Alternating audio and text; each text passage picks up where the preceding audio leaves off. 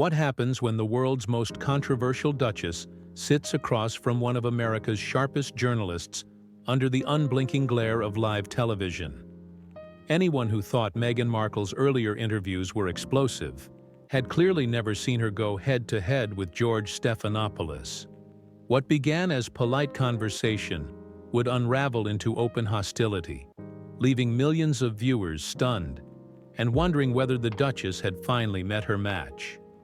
Like, before we move on, don't forget to hit subscribe button.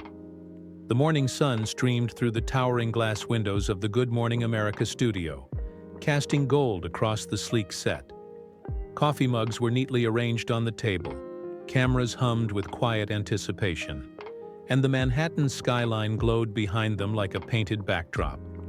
Producers in headsets whispered urgently behind the scenes. This wasn't just another guest. This was Meghan Markle. Wearing a sharp black pantsuit with her hair pulled into a perfectly smooth bun, Meghan stepped onto the polished studio floor with confident strides. Her heels clicked like a metronome. George Stephanopoulos rose to greet her, extending his hand with the well-practiced charm of a veteran broadcaster. "Meghan, welcome," he said smoothly. "Of course. Happy to be here," she replied, settling into her seat. Her polite smile didn't quite reach her eyes, and George seemed to notice. Shuffling his note cards, he leaned forward with an expression that suggested this interview wouldn't be the usual promotional routine. "So, Meghan," he began, "you've been in the headlines for years now. Acting career, royal marriage, stepping back from the monarchy, projects here in the US. You've spoken a lot about your truth. But let me ask, do you believe your truth has ever conflicted with the truth?" A ripple of surprise moved through the studio audience. Meghan raised an eyebrow and let out a short, ironic laugh. "I think people who read tabloids love to talk about facts," she said coolly. "But my experiences can't be debated. They're mine. My truth is exactly that, mine. If that makes people uncomfortable, that's not my problem." George nodded slowly, unimpressed. "Interesting answer. But let's talk about the royal family. In several interviews, you've described them as cold, even cruel. Yet when asked for details, names, dates, evidence, you haven't given specifics. Some call that convenient. Do you feel any responsibility for the damage those comments may have caused, both to the individuals involved and to the institution?" Meghan's smile faltered, sharpening into something harder. "Ah, here we go," she said. "Another journalist trying to both sides racism and emotional neglect. It wasn't my job to protect the institution. It was their job to protect me, and they failed." George held her gaze. "But Meghan, you also benefited from that institution. The titles, the platform, the global visibility. Isn't there a contradiction in taking those benefits while publicly dismantling the same system?" She laughed again, this time with open disdain. "Please, if you think my life in that world was some kind of fairy tale, you haven't been paying attention. People love that narrative. She wanted the castle, but couldn't handle the reality. It's tired." The tension on set thickened. George set his note cards aside entirely. "All right," he said, voice steady. "Let's discuss your current work. You're producing documentaries, writing books, hosting podcasts, all telling your side of the story repeatedly. Yet you also insist you want privacy. How do you reconcile that?" Meghan tilted her head. "Privacy doesn't mean silence. It means control. I choose what I share. I choose when I share. That's called boundaries, something the media seems incapable of respecting." A long silence followed. George studied her carefully before continuing. "Let's talk about Harry." Meghan cut him off with a sharp gesture. "Let's not. He's been dragged into enough interviews. This is about me, isn't it?" George lifted an eyebrow, lips twitching slightly as though fighting the urge to smirk. The air between them was almost electric now, measured politeness barely holding back full confrontation. And that was only the beginning. George leaned back in his chair, clasping his hands together as if recalculating his approach. "Fair enough," he said quietly, though his tone carried a razor's edge. "Then let's focus on you. You've said that speaking out was necessary, that it was a matter of survival. But many critics argue that your public narrative has shifted over time. They say details change, timelines blur, inconsistencies appear. What do you say to people who believe your story evolves depending on the audience?" Meghan inhaled slowly, then exhaled through a tight smile.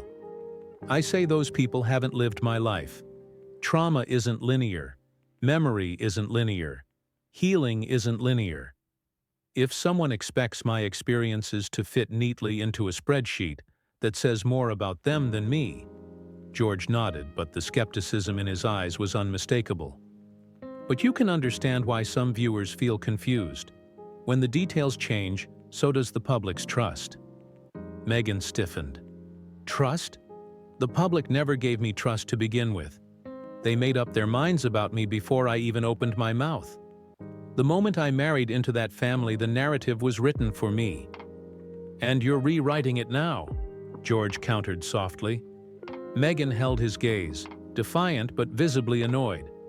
"Yes, because if I don't, someone else will." The room seemed to tighten around them. Even the camera crew shifted awkwardly. George flipped to a new card. "Let's talk about your new foundation. There's been debate over where the money goes.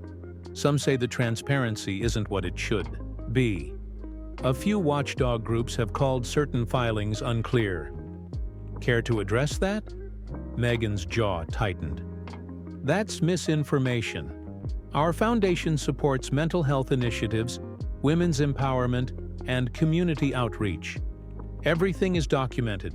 Everything is legal. But people love to question the motives of a woman who dares to lead." George didn't let up. "It's not about being a woman, Meghan. It's about accountability. High-profile foundations are always scrutinized. Scrutinized differently depending on who's running them," she shot back. Another heavy silence filled the studio. George adjusted his posture, leaning in again.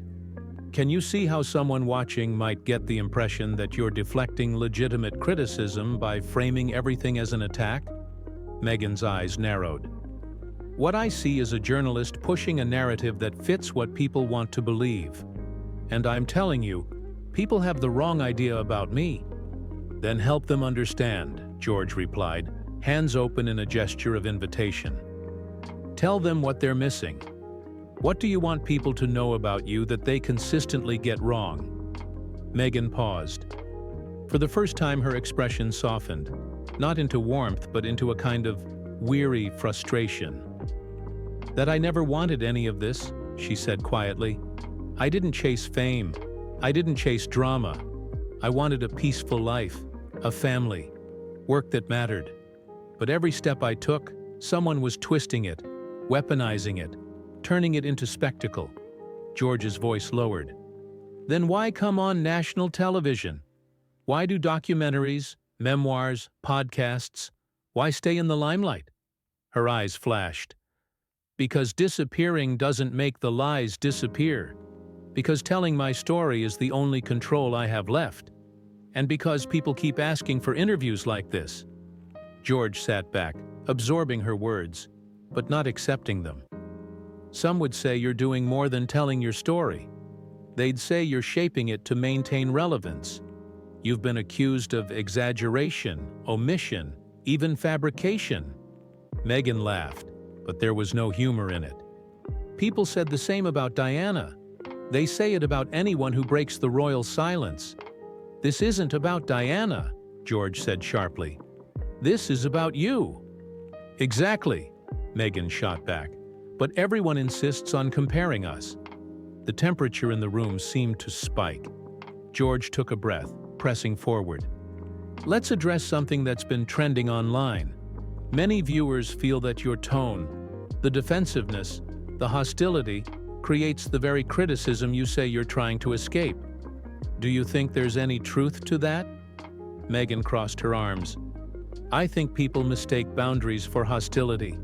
I'm done apologizing for defending myself. George's expression hardened slightly, the veneer of diplomacy thinning. But you do understand that in a public interview, defensiveness comes across differently. It looks like you're fighting rather than clarifying. And maybe I am fighting, Meghan snapped, because the world keeps demanding explanations from me that they'd never demand from anyone else.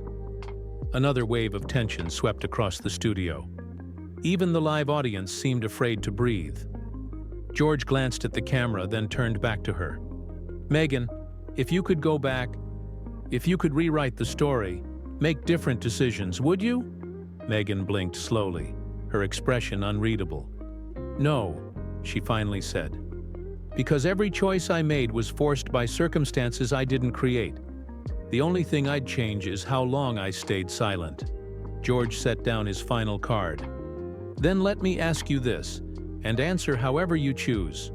What do you want your legacy to be? Meghan straightened, shoulders back, chin high. I want to be remembered as someone who didn't let the world bully her into silence. Someone who stood up, spoke out, and refused to be broken. George offered a tight smile. And the critics? They can keep talking, Meghan said coolly. I'll keep living. The cameras zoomed in. The two stared at each other, equal parts ice and fire. And somewhere behind the glow of the studio lights, producers were already whispering, this interview would be remembered for years. George exhaled slowly, as if trying to release the tension that had wrapped itself around the studio like an invisible cord. But the air didn't lighten. If anything, the moment felt heavier, as though both of them understood they had crossed into territory neither could retreat from. He leaned forward again, elbows resting on his knees, voice quieter, but no less pointed. You say you won't be silenced.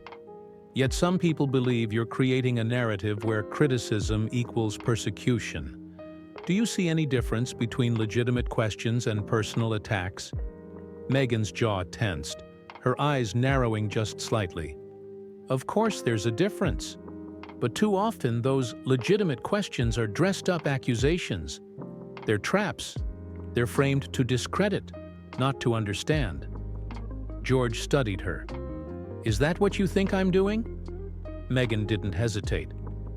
I think you came into this interview with a script already written. I'm just here filling in the blanks. The audience reacted with a faint murmur, and the producer behind the glass raised her eyebrows, signaling the control room to stay alert. George maintained his composure, though his eyes betrayed a flicker of irritation. I'm asking questions people want answers to, he said evenly. You're a public figure. People have opinions. You don't get to choose which questions are fair. Meghan leaned back, crossing her legs with deliberate calm. And I'm choosing which ones deserve answers. George paused, then laughed softly, not mocking, but incredulous. You understand why people call you polarizing, right? Meghan lifted her chin. People call any woman with a voice polarizing. George shook his head. It's more than having a voice. It's the way you use it. Meghan arched an eyebrow. You mean the fact that I actually use it? His lips tightened. I mean the fact that you use it while insisting you want the world to leave you alone. You see how contradictory that looks? Meghan leaned forward, her tone icy calm. People keep twisting this. Wanting privacy doesn't mean hiding. It means having control. I am allowed to speak on my terms. I am allowed to defend myself. What I'm not obligated to do is hand over every detail of my life for public consumption. George tiled his head. But you have shared plenty of details. The painful ones, the shocking ones, the ones that paint a certain picture. And many people feel those revelations came without evidence. Meghan's eyes flashed. My life is not a court case. I don't owe anyone proof of my pain. And yet, George pressed, when claims are serious, when they involve racism, neglect, or institutional failure, people expect more than just statements. They expect accountability, clarity, verification. Meghan's voice dropped to a cold whisper. And when the royal family is involved, suddenly everyone wants to protect the institution instead of the individual. George didn't blink. Institutions matter, but so does credibility. Meghan exhaled sharply, her irritation now unmistakable. What you're really asking is why people should believe me. And the answer is simple: because I lived it, I survived it, and I have nothing to gain from lying. George's brows lifted. Nothing? Some would argue you've gained quite a bit. Fame, influence, multi-million-dollar deals. Meghan cut him off. At the cost of my sanity, my safety, my peace. Does that sound like a fair trade to you? George hesitated for the first time, his expression flickering with something almost human. Concern, maybe. But it disappeared as quickly as it came. Let me ask you something personal, he said slowly. Do you think you've become so used to being attacked that now you see every question as a threat? Meghan looked at him, and for a moment her expression softened. Not into vulnerability, but into something more honest. I think when you've been burned enough times, you learn to recognize the heat. George nodded, acknowledging the point. But sometimes, he said quietly, a question is just a question. Meghan's eyes glinted. And sometimes it's a match being struck. The studio fell silent. Every heartbeat seemed magnified. George took a breath and went for what many in the control room would later describe as the boldest question of the morning. Do you ever worry, Meghan, that you're becoming the very thing you say you escaped? That by constantly fighting the narrative, you're feeding it? Meghan stared at him, her expression unreadable. No, she said finally, because I'm not fighting the narrative. I'm correcting it. The world doesn't get to define me. I do. George let the silence linger, searching her face for any sign of doubt. There was none.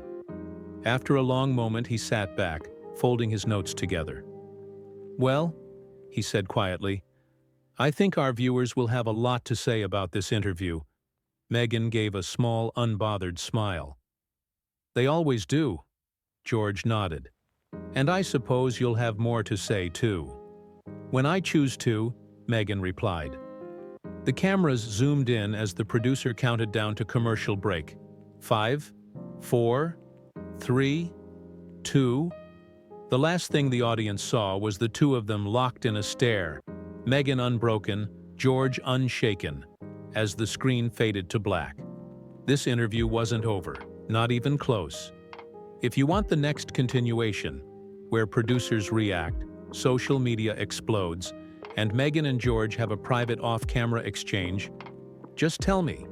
If you like this video, then subscribe.